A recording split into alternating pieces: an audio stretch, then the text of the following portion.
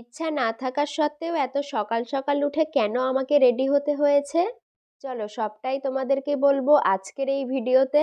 Hello everyone, আবারও চলে এসেছি তোমাদের সামনে নতুন একটা ভিডিও নিয়ে। কালকে ছিল একাদশীর পারণ, তো একাদশীর পারণ উপলক্ষে আমাদের বাড়িতে কিছু লোকজনকে খাওয়ানো হয়েছিল।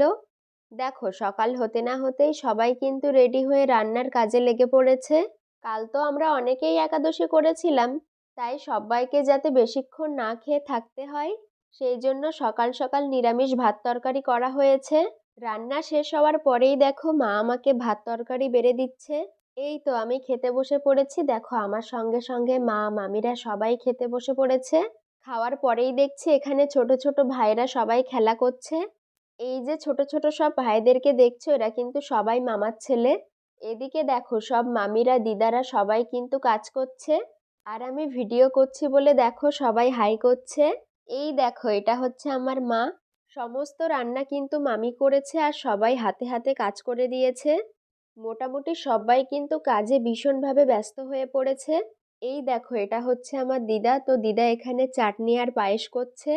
যেহেতু অনেক কাজই ছিল তাই সকাল সকাল উঠে সবাইকে কাজ করতে হয়েছে। রান্না শেষ হয়ে গেছে, এখন মোটামুটি সবাই খেতে বসে পড়েছে। এই অনুষ্ঠানে কারোর কাছ থেকে কিছু চাওয়া হয় না ঠিকই, কিন্তু আবার সবাই শুধু শুধু খাওয়া দাওয়া করে যায় না। যার যতটুকু ক্ষমতা সে চাল সবজি বা টাকা দিয়ে সাহায্য করে। আজকের ভিডিওটা এই পর্যন্ত, আবারও তোমাদের সঙ্গে দেখা হবে পরের কোনো ভিডিওতে।